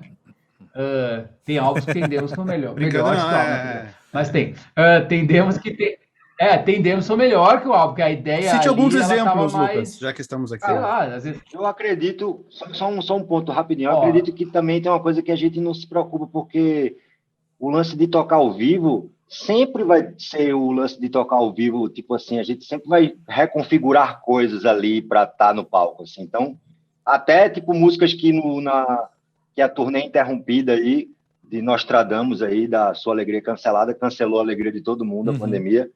E, tipo, mas a gente começou fazendo uns shows grandes com metais, tipo, saca? Nem tinha no disco e a gente enfiou no show porque a gente queria fazer no show. Então, tipo, eu acho que não tem que se prender a nada, sabe? Tipo assim, acho que o grande rolê é ser massa. É a gente tá feliz e tá passando isso no que a gente tá fazendo. Eu acho que isso é muito massa. Eu acho que isso é o que a gente busca mesmo, assim, sabe? Independente, assim. A gente nem discute, assim, certas coisas disso, assim. Aí, até quando pinta um assunto, assim, que eu puxo, às vezes aí o Lucas faz, tipo assim, meio que, assim, rola umas brincadeiras da gente, assim, de dizer assim, cala a boca, tipo assim, depois a gente vê isso, assim, tá? Foda-se, sabe? Tipo assim, como grandes amigos, a gente se xinga bastante, né? Claro, justo. Amigo é pra essas coisas. Eu só xingo amigo. Eu só xingo amigo. Guerra falou de não se prender às coisas, Lucas falou de liberdade. E uma coisa que eu queria perguntar pra vocês é que as mudanças estéticas que a gente acompanha, então, ao longo da carreira da Fresno, o quanto elas são orgânicas e o quanto elas são intencionais? Cara, eu acho que é tudo completamente intencional, assim, a partir do momento em que a gente vai fazendo... Só que várias coisas vão mudando. Por exemplo, se o Bel nunca tivesse saído da Fresno e o Guerra nunca tivesse entrado, seria outra banda e teria outras intenções. Então, a gente vai vivendo a vida, né? Eu desafio as pessoas a encontrar uma banda que tenha basicamente todo o seu material lançado. Não existe nada da Fresno que não foi lançado. Então, tu não tem, sei lá, às vezes uma demo dos Beatles sendo muito ruim. Assim, tipo, tá ligado? Começando a fazer ainda, mas sem saber. E de Fresno tem isso. Tem lá, tu procura lá, o Acaso do Erro. É uma demo nossa que a gente lançou oficialmente, que a gente vendia em show. Então, assim, era uma coisa muito underground. E a cultura do underground era lançar o seu próprio álbum, não importa o quão tosco ele seja ou quão barato tenha sido para fazer. Não existia um pensamento que talvez imperou quando as bandas ainda vislumbravam assinar com gravadora, que é tipo assim, a gente grava uma demo que ela só serve para mostrar pro cara da gravadora E aí a gente grava decentemente. Então tu vai pegar assim, o primeiro disco do Titãs já é um disco que saiu por alguma gravadora aí. Eu posso estar falando uma besteira, mas o que eu quero dizer, assim, dessas bandas que a gente conhece, tu só tem o álbumzão foda que saiu com orçamento e tal. E a demo pode até ter num fã-clube ou num HD do cara, mas basicamente ela não existe para as pessoas, assim. E a gente tem toda essa adolescência nossa tá lá lançada, tudo existe, tudo as pessoas conhecem. Então, assim, desde fazer um punk rock juvenal ali pra caralho, sabe? Tipo, sobre a mina que não queria ficar comigo, até, vamos fazer essa sinfonia de 10 minutos e vamos gastar todo o dinheiro que existe para gravar uma orquestra de verdade e fazer isso aqui. Entendeu? Desde isso, né, até as paradas mais ambiciosas, assim, e mais musicalmente inesperadas, é meio que as mesmas pessoas fazendo. Eu acho que é um conhecimento que se acumula, né? Assim, e se for, vamos agora parar aqui e fazer um álbum de punk rock de novo, vai sair de novo, porque tá tudo fica memorizado, tudo tá guardado, tudo saiu do mesmo lugar, né? Uhum. E a gente, quanto mais amplo vai ficando o nosso repertório, mais encorajado a gente fica para pescar essas coisas, assim. Então, se a gente precisar acionar a nossa livraria punk rocker, ela está lá, entendeu? Eu acho que essa evolução natural das coisas que faz com que, obviamente, as músicas acabem tomando, às vezes, uma cara diferente. Eu acho que isso é essencial para manter o fã preso à banda por tanto tempo assim, né? A gente é uma banda que completou, eu até já perdi a conta, 21, vai fazer 22 anos agora. Se a gente fizesse uma música exatamente igual ao do primeiro disco até hoje, nenhum fã ia estar curioso para saber qual seria o próximo álbum, entendeu? Sim. E eu sei por experiência própria, por bandas que eu escuto, ou já escutei muito, mas que começaram a fazer trabalhos muito parecidos. Quando eu vejo que a banda vai lançar um disco novo, eu até vou escutar, mas eu já tô meio assim, vai ser meio parecido que nem, sabe? Sim. Então eu acho que essa possibilidade de haver uma surpresa muito grande, eu acho que isso também mantém uma relação mais próxima do fã.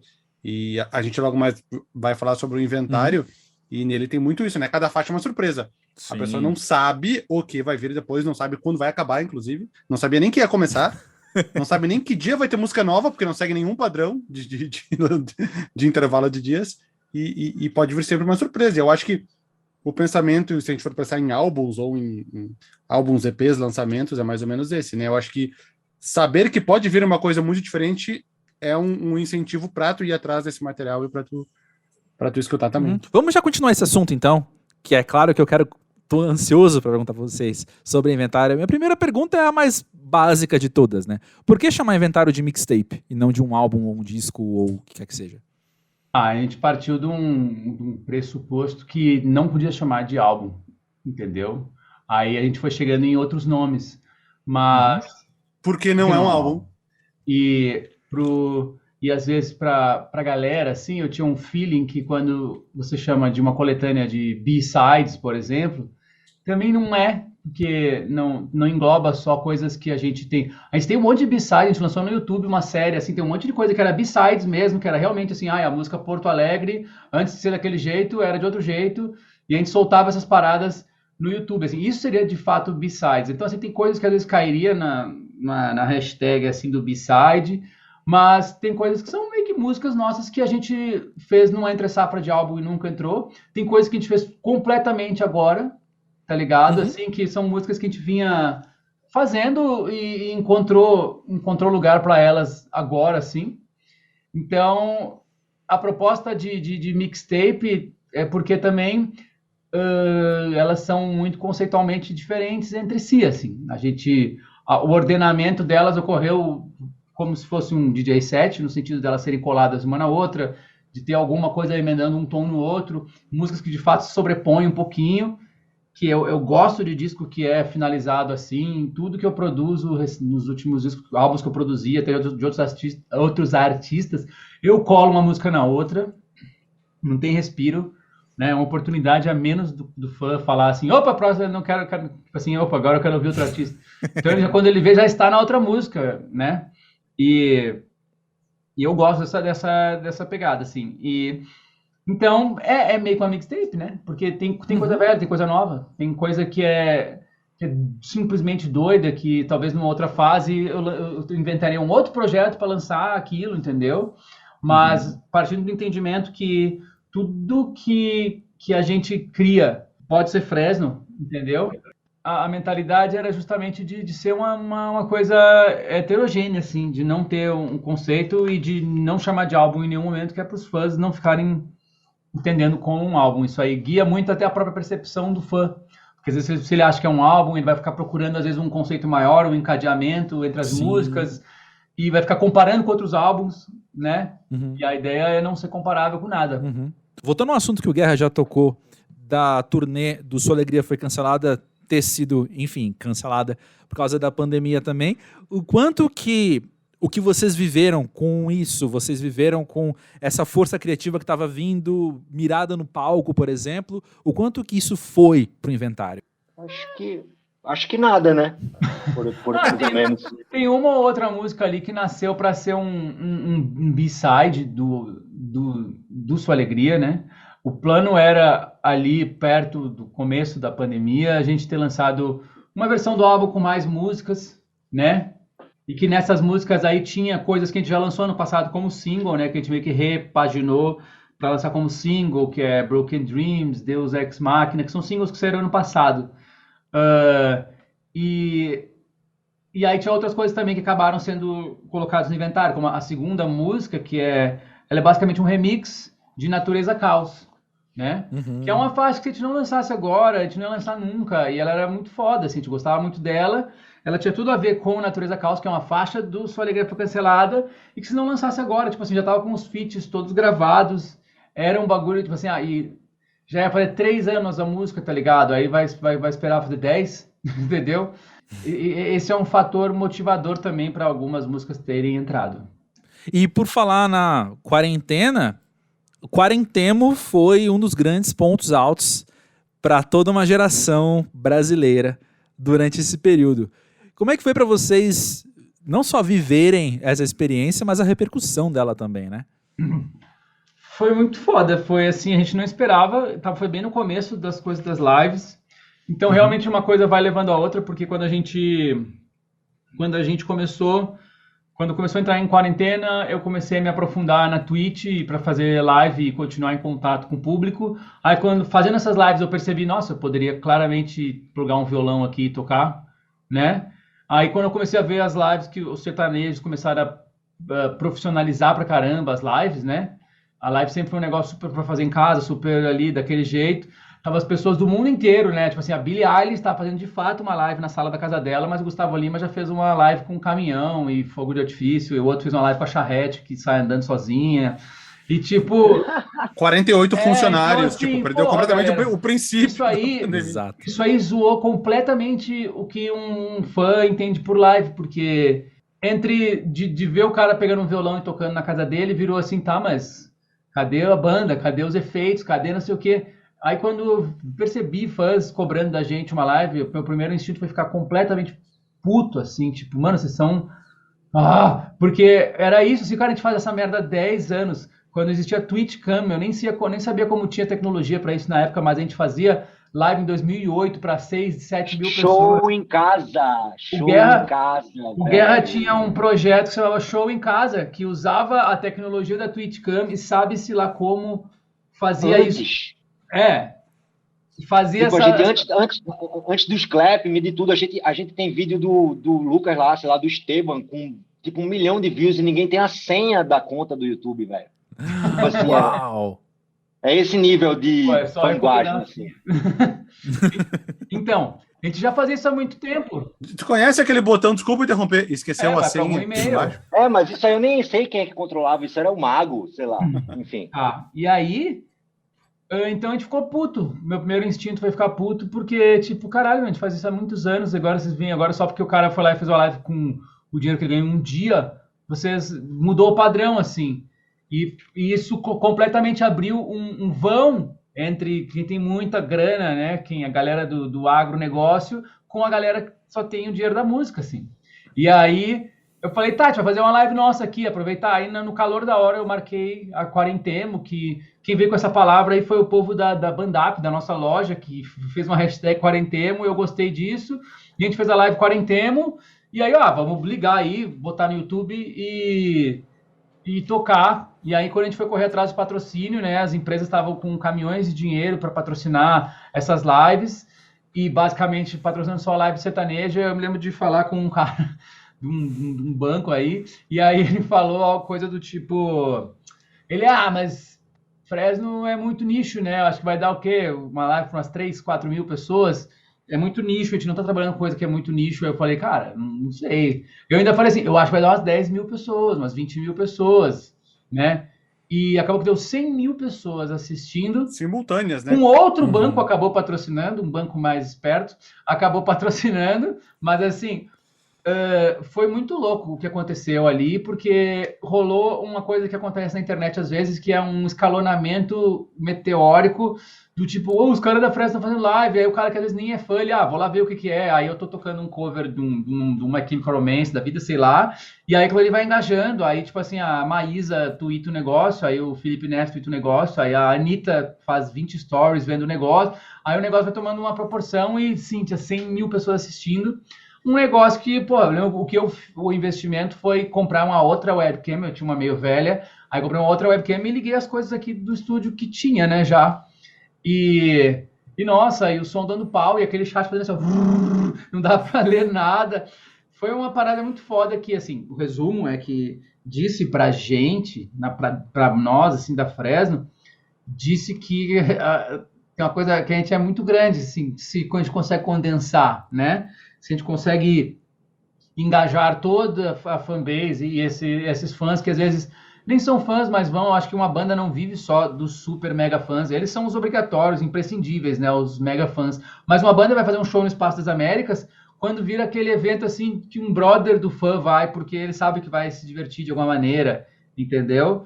Ou quando, tipo, não, vamos lá no show dos caras, assim, vários shows que eu fui enormes, eu nem era fã, mas eu fui porque tava indo uma galera e eu fui, então assim, esse grande público que a gente conseguiu condensar ali, nos deixou em choque, assim, porque foi um negócio muito absurdo. No dia seguinte, a gente tinha mais ouvintes no Spotify, assim, 30% mais ouvintes.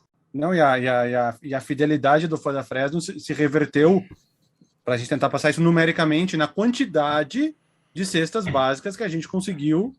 Foram tipo 10 mil cestas básicas, é isso? Foi quase 1 milhão. Foi quase R$1 milhão só de... Foi um problema logístico absurdo, assim, porque a gente achava que ia vender umas 600 camisetas, que já é uma caralhada de camiseta, e as camisetas se transformavam em cesta básica. Então, ninguém ganhava nada no bagulho para poder comprar uma cesta básica, custa uns 50, 60 reais. E aí teve a empresa de cestas básicas que entrou também como apoio. E aí a gente falou assim, então, galera, deu 11 mil cestas básicas. Aí o cara falou assim, isso dá 11 caminhões muito grandes. E, tipo, as próprias ONGs que a gente ia ajudar, nem falou assim, cara, eu queria umas 300, sei lá. E, não tipo... consigo receber isso. Tipo isso. Claro. Vai estragar se eu pegar tudo. Aí foi muito louco. No dia seguinte eu tava, sei lá, liguei pro Boulos, liguei pra um monte de gente de coisa grande, assim, para poder desovar tudo isso, né? Todo esse número absurdo de cesta básica. E tem gente que tava recebendo até um dia desses, assim.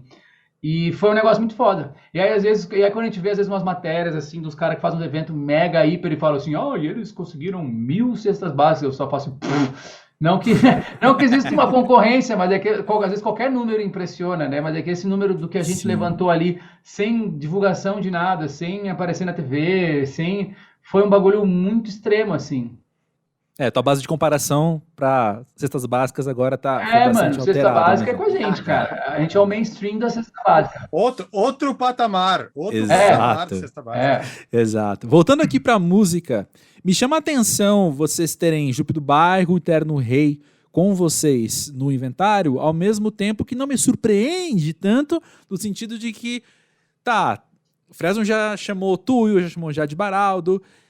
Para as músicas, então, eu consigo ver esse diálogo muito grande da Fresno, essa intencionalidade de diálogo, vou chamar assim, com as novas gerações na música também, né? Como que é que vocês têm visto isso, vivido isso? A intenção é ser o Norvana, né, do bagulho, assim.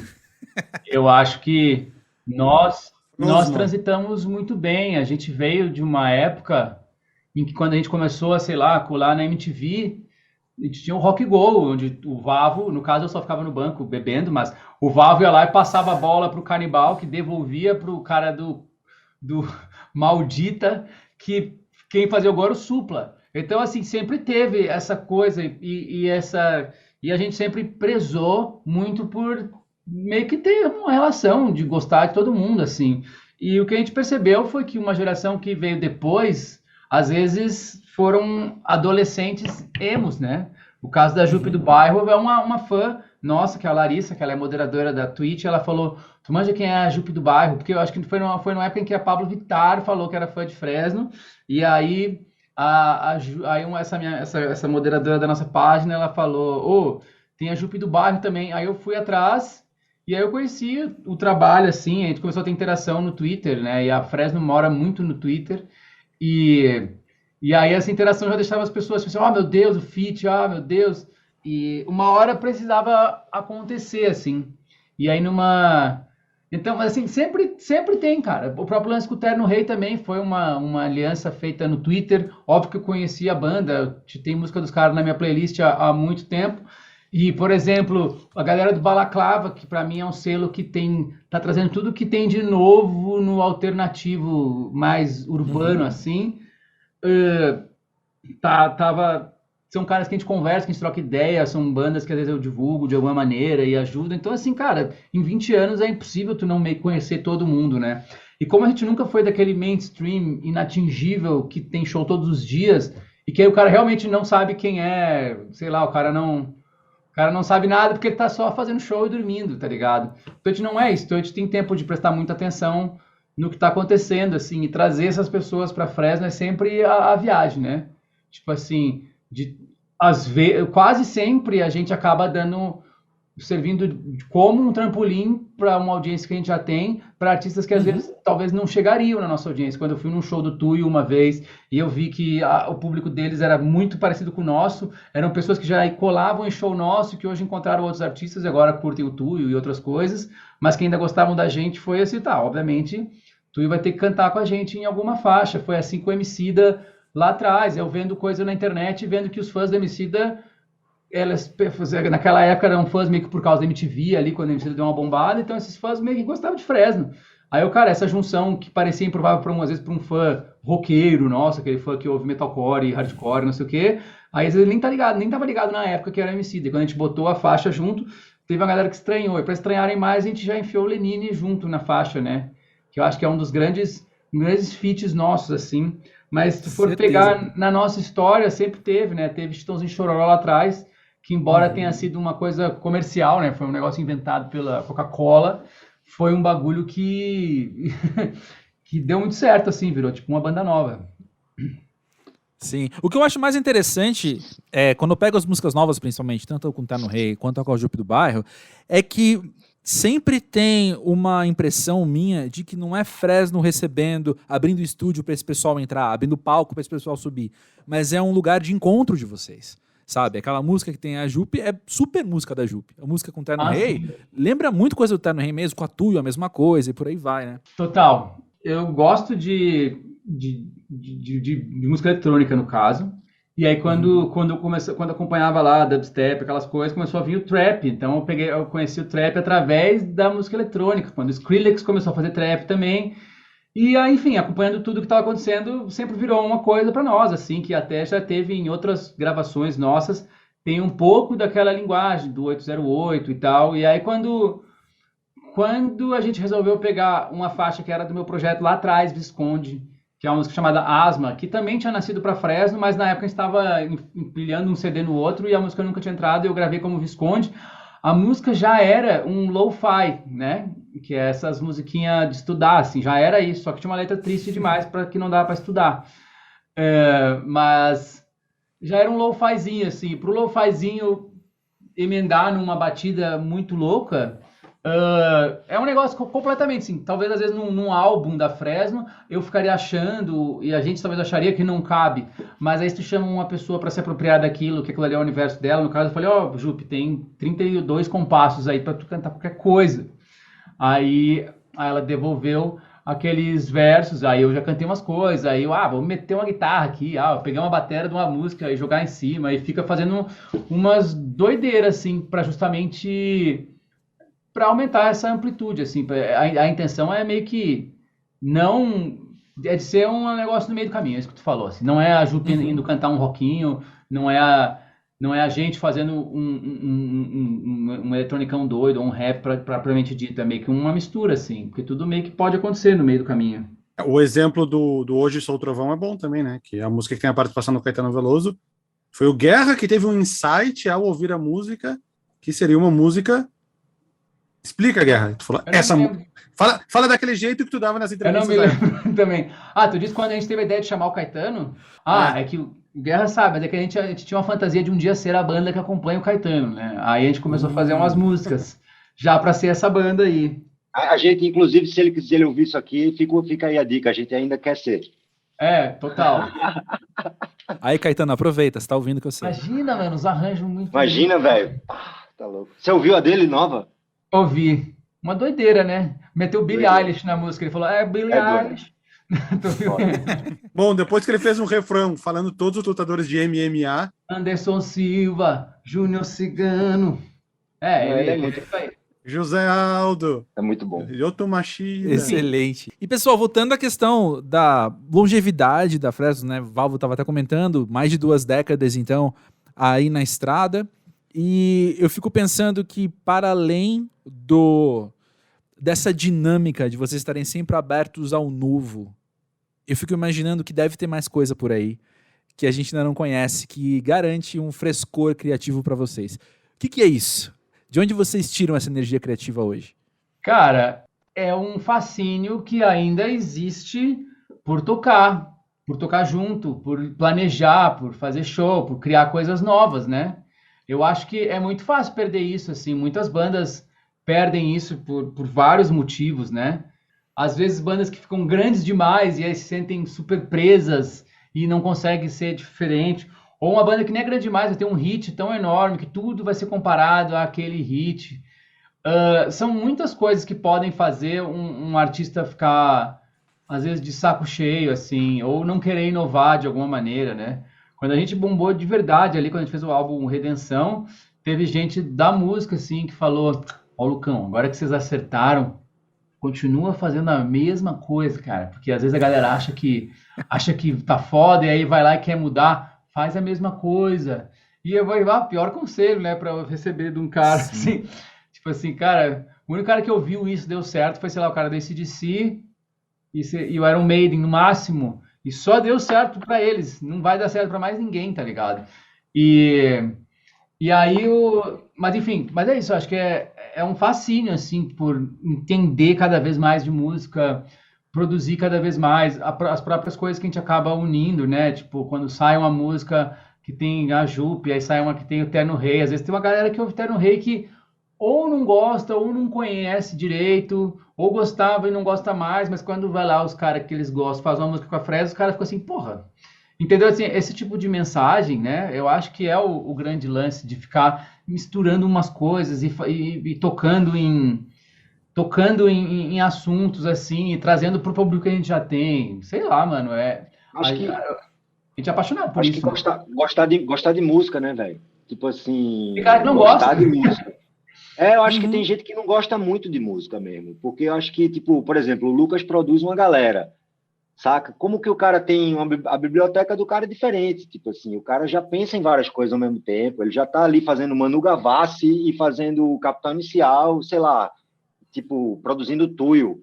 Então, tipo assim, aí ele vai lá e faz um som dele. Óbvio que o cara que é sensível, ele é permeável, né? Vai entrar nele aquilo que ele tá fazendo para uma outra pessoa, às vezes aquilo ali vira uma linguagem dele também. Então, tipo assim, eu acho que a gente tá sempre...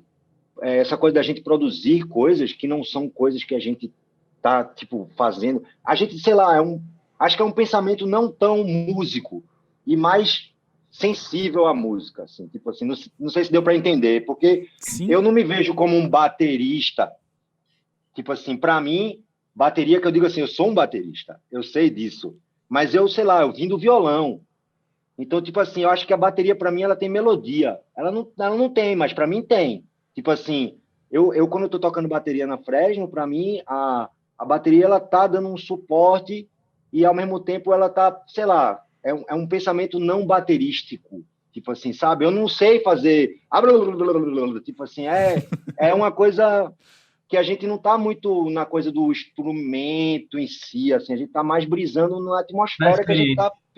Exatamente, na pilha do momento ali, tipo assim, às vezes é uma coisa que, muitas vezes é uma coisa que vem do Lucas, ali a viagem dele ali, eu sou um pilhador em cima de coisas já natural, isso é meu, assim, já sempre foi, de olhar uma ideia e fazer, caramba, isso aqui, e botar um fogo em cima, assim, sabe? Eu acho que eu sou bom nisso, assim. E aí, tipo, a coisa vai acontecendo e vai no tesão mesmo, sabe? Eu acho que é o lance, esse é o grande lance. Acho que é isso. Gostar de música. Boa, adorei. E eu comecei aqui o papo falando com vocês sobre mudanças na Fresno, mas eu queria ouvir de vocês. O que a Fresno tem que nunca mudou? Eu e o Lucas. Eu ia falar isso. E outra coisa, cara. Gostar, né, cara? Porque, sei lá, eu acho que, tipo, a banda tá aí gostando do que faz, sabe? Nunca mudou isso, eu acho. Não, tem. Eu entendo a pergunta dele. Eu acho que eu iria mais pra linha do tipo, pô, fazer a música que tu gosta, que tu tem prazer em tocar, porque se não partir desse princípio, tu não vai ter vontade de seguir em turnê, tu não vai ficar curioso pra saber a resposta dos fãs no dia que tu publicar a música, que eu acredito que é o que nós três estamos fazendo aí nesses últimos todos os lançamentos, ir atrás do que todo fã tá fazendo. Quando tu não gosta do por uma que faz, vontade, tu não né? aguenta os fracassos também, tu não defende o teu disco direito numa entrevista, tá ligado? Tu meio tá meio, meu disco tá, Claro. sei lá. Aí tu já fala dele meio sem brilho no olho, aí um fã vai lá e fala que tá uma bosta, Meio tu pedindo fala, desculpas. tá uma bosta mesmo, entendeu? Assim, tu se deixa levar, né? Tu não tem certeza do que tu tá fazendo, assim. A gente tem muita certeza do que a gente tá fazendo, até de bagulhos que tem coisas que a gente fez que meio que basicamente nenhum fã entendeu. E não é nem porque era bom demais para entender, era porque a gente estava numa viagem. Mas o nosso sentimento de lançar foi muito grande e fazer, isso aqui é massa, sabe? Fazer os bagulhos, fazer assim, caralho, tá muito massa. Aí a gente vai se mandando e manda mixar e volta e fará, isso aqui tá muito massa. Assim, se não tem isso, né? Aí o cara, ele desanima mais fácil, assim, porque a vontade dele não é tão grande. E para se mexer com música, mas isso serve para qualquer área de trabalho, assim, se tu não for obcecado por aquilo, né, se tu não estiver apaixonado por aquilo, se não for um negócio que tu não sabe o que fazer sem fazer aquilo, tu vai desistir muito fácil, assim, e tem muito mais motivo pro cara desistir do que continuar, né? Então o motivo de continuar tem que ser esse fortíssimo, do tipo, nossa, eu piro em fazer isso, sei lá, se vamos supor que eu virasse advogado, amanhã eu ia continuar pegando a guitarra e tocando com a galera, então é um bagulho que independe do que acontece com a Fresno, ou do que acontece com as músicas, ou do que a galera acha, assim. E tá sempre apresentando uma coisa nova, porque esses ciclos vão e vêm, tá ligado? Teve um momento que ninguém mais falava em rock, assim, aí agora tu vê todo um assunto de rock rolando de vários caminhos diferentes, né? Desde bagulho rock bombando no TikTok, ou seja, a galera de 11 anos ouvindo, até, o revival de um monte de coisas da nossa época, assim, então... Tudo isso, e a gente simplesmente continuou indo reto. Até recorde de venda na Fender. Até um recorde de venda de guitarra, tipo isso, uma coisa então. E a gente meio que, a reveria disso, a gente sempre continuou fazendo as coisas, assim, para que, sem ficar esperando, sabe, alguma resposta do universo, ou algum momento mercadológico, ou ir atrás de uma trend, assim. Foda-se, né? Eu acho que a gente sempre foi fazendo ali nosso bagulho. Termina aqui mais um episódio do podcast Música Pra Ver. Siga o podcast na sua plataforma preferida e também no @musicapavê do Instagram e do Twitter. Esse episódio só aconteceu pelo apoio e contribuição dos queridos William Nunes, Carolina Reis, Rômulo Mendes e Letícia Miranda, além do nosso ponta firme e o cientista perdido na trilha sonora. Eu sou André Felipe de Medeiros e vejo você na próxima.